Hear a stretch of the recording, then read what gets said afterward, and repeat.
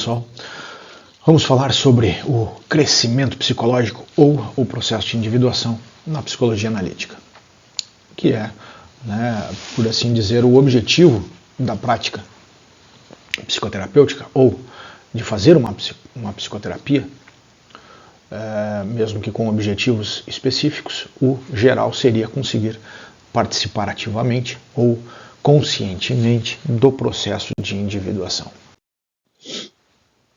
De acordo com Jung, todo indivíduo possui uma tendência para a individuação ou ao autodesenvolvimento.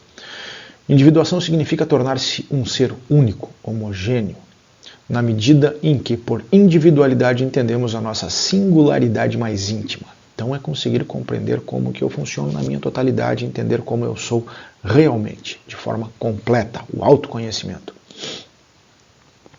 Significando também que nos tornamos o nosso próprio si mesmo. A frase fica feia, mas é isso aí. Pode-se traduzir individuação como tornar-se si mesmo, ou a realização do si mesmo, do self. Individuação é um processo de desenvolvimento da totalidade, portanto, de movimento em direção a uma maior liberdade.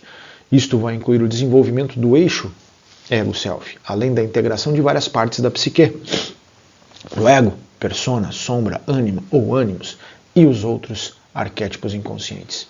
Quando tornamos individuados, estes arquétipos expressam-se de maneiras mais sutis e complexas, nos auxiliando, por assim dizer.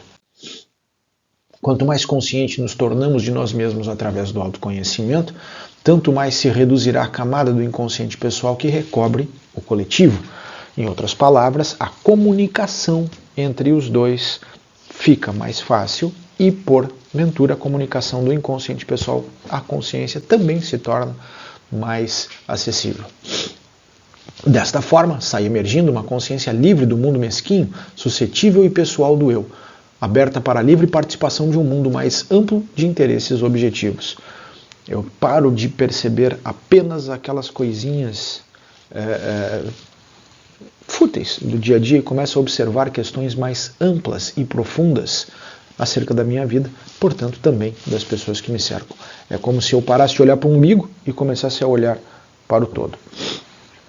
Essa consciência ampliada não é mais aquele novelo egoísta de desejos do ego, temores, esperanças e ambições de caráter pessoal que sempre deve ser compensado ou corrigido por contratendências inconscientes.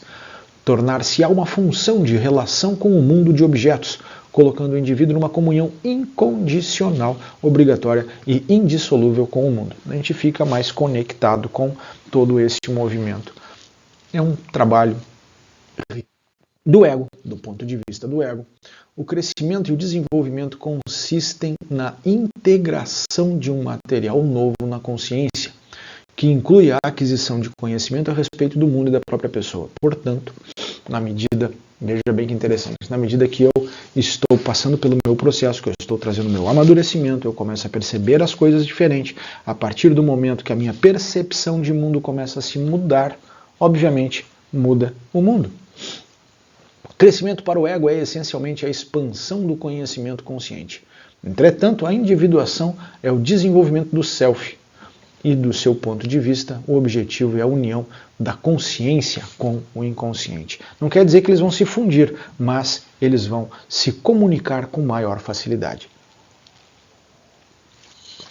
Como analista, Jung descobre que aqueles que vinham até ele na primeira, isso aqui é muito importante, na primeira metade da vida, então vamos entender que naquela época a expectativa de vida, vamos dizer que fosse 80 anos, então aqueles que buscavam a psicoterapia com o mestre Jung antes dos 40, primeira metade da vida, estavam relativamente desligados do processo interior de individuação.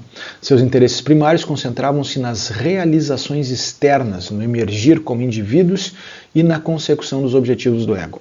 Estavam buscando o ter. Analisando os mais velhos, então a turminha depois dos 40, haviam alcançado esses objetivos de forma razoável.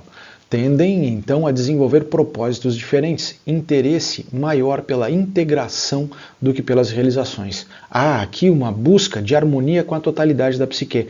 Eles estão mais interessados no ser, nas questões relacionadas com a espiritualidade, enfim, com propósitos, né? Não mais a questão aquela do ter. O ter, primeira parte da vida. Primeiro passo no processo de individuação é o desnudamento da persona. Falamos sobre persona já em outro vídeo. Então aqui, primeiro passo, desnudamento da persona, conseguir ver o que tem por trás, né? Como sou quando não tem ninguém olhando, né? Quando eu consigo tirar a máscara. Embora esta tenha funções protetoras importantes, ela também é uma máscara que esconde o self e o inconsciente.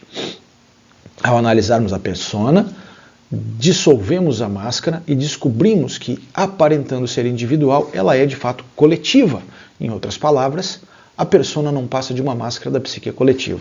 Até porque, né, dentro do contexto arquetípico, ela serve a vários propósitos, para várias pessoas, em vários povos, em vários momentos, e por aí vai. No fundo, nada tem de real. Ela representa um compromisso entre o indivíduo e a sociedade acerca daquilo que alguém parece ser. O nome, o título, a ocupação e por aí vai, né? Sabe quando fala, o fulano da empresa tal? Pois é, tu já está trazendo essa persona relacionada com aquele local.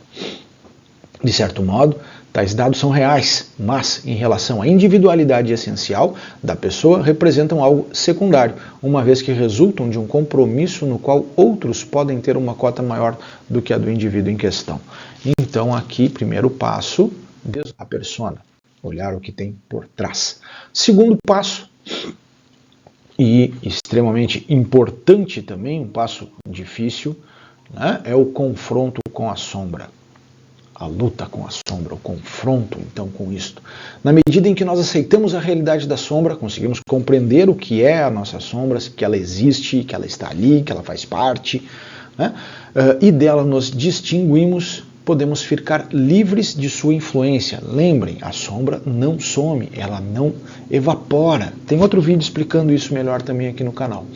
Além disso, nós nos tornamos capazes de assimilar o valioso material do inconsciente pessoal que é organizado ao redor da sombra. O que a gente observa é que, na medida que eu tiro o poder dessa sombra, ela diminui de tamanho, sobra energia, essa energia pode ser usada de forma criativa no meu dia a dia. Então me sobra criatividade. Terceiro passo, confronto com a ânima ou ânimos. Esse arquétipo deve ser encarado como uma pessoa real. É interessantíssimo. O Jung, quando fala sobre ele em um dos seus livros, ele diz que quando estava tendo algum problema de comunicação, de relação, ele imaginava que estava indo a uma sala onde tinha uma poltrona, na frente de outra poltrona, ele se sentava e conversava então com a ânima dele. E assim tirava, né, essas dúvidas. Resumindo a história dele aí, tá, gente?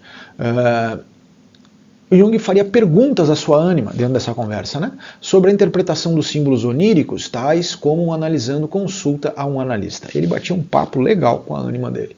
O indivíduo também se conscientiza de que a ânima ou ânimos tem uma autonomia considerável e de que a probabilidade dela influenciar ou até dominar aqueles que a ignoram ou os que aceitam cegamente suas imagens e projeções como se fossem deles mesmo. Então precisamos entender, compreender como funciona esse nosso elemento, né, a ânima ou o ânimos. Saber exatamente como ele funciona, saber exatamente como lidar com isto é extremamente importante para que a gente possa estar então nesta caminhada. O estágio final do processo de individuação é o desenvolvimento do self. O Jung diz que o si mesmo, o self, é a nossa meta de vida, pois é a mais complexa expressão daquela combinação do destino a que damos o nome de indivíduo. O self torna-se o novo ponto central da psique, trazendo a unidade à psique, né? E integrando o material consciente e inconsciente. Então é como se ficasse tudo mais claro, mais simples. O ego ainda vai ser o centro da consciência, mas ele não é mais visto como o núcleo de toda a personalidade. Começa a haver essa distinção. Inclusive, esse era um dos pontos que distanciava, né, a ideia da psicanálise, da psicologia analítica. Jung escreve que devemos ser aquilo que somos e precisamos descobrir a nossa própria individualidade, aquele centro da personalidade que é equidistante do consciente e do inconsciente. Dizia que precisamos visar este ponto ideal em direção ao qual a natureza parece estar nos dirigindo. Só a partir deste ponto podemos satisfazer as nossas necessidades. Então, é um trabalho muito importante. Conhecer a si mesmo. Né? Tem a frase aquela, conheça-te. né, a ti mesmo, saiba da sua profundidade, afinal, né, este é o caminho na psicoterapia desenvolvida, na ideia desenvolvida por Jung no processo de individuação. Um abraço, até mais.